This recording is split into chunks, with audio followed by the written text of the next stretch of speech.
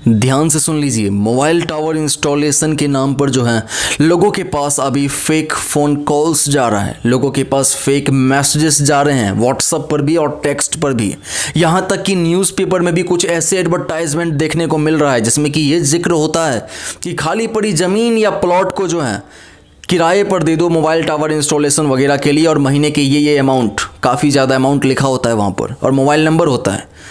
अब ये स्कैम इतना ज़्यादा अभी चल रहा है दोस्तों कि लोगों के पास जब कॉल्स जा रही हैं तो स्कैमर जो है खुद को मोबाइल टावर इंस्टॉलेशन का कोई बड़ा अधिकारी या फिर एयरटेल, वीआई, जियो में से किसी का नाम लेकर के उसका बड़ा अधिकारी बता करके खुद को लोगों को कह रहा है कि क्या आपके पास कोई खाली पड़ी ज़मीन है या प्लॉट है और उसे अगर आप मोबाइल टावर इंस्टॉलेशन के लिए दोगे तो महीने के इतने इतने अमाउंट मिला करेगा। और इस नाम पर स्कैम हो रहा है भाई।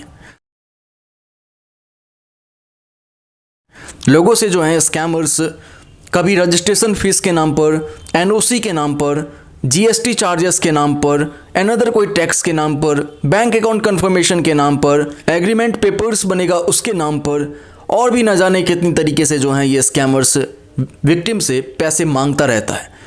और ये स्कैम जो है इस तरीके से चल रहा है। आप लोगों से मेरी रिक्वेस्ट है कि ऐसे स्कैम के चक्कर में बिल्कुल भी मत आइएगा। यहाँ कुछ टिप्स देना चाहता हूँ आपको मैं।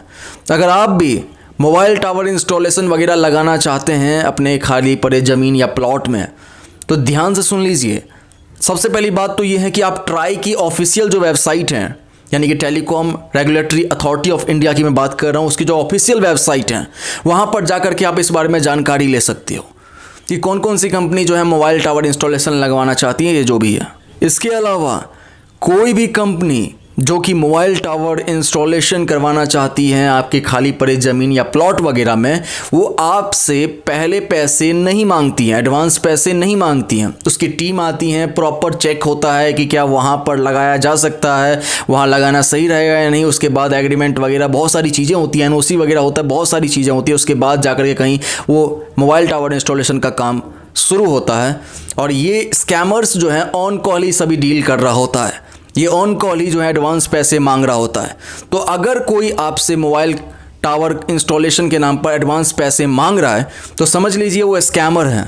इसके अलावा एक बात और ध्यान से सुन लीजिए, कोई भी मोबाइल टावर इंस्टॉलेशन कंपनी जो है आपके पास सीधे कॉल या मैसेज नहीं करती है कि क्या आपके पास खाली पड़ी ज़मीन या प्लॉट है, ये है वो है, नहीं।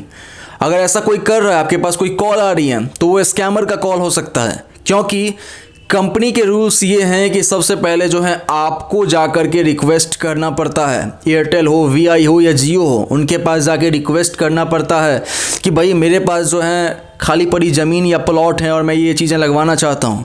उसके बाद उनकी टीम आकर के चेक करती है उस बताए गए एड्रेस पर। इस दौरान जो है प्रोसेस शुरू होता है। ये नहीं कि आपके पास कॉल आया और ऑन कॉल सब चीज़ें हो रही हैं।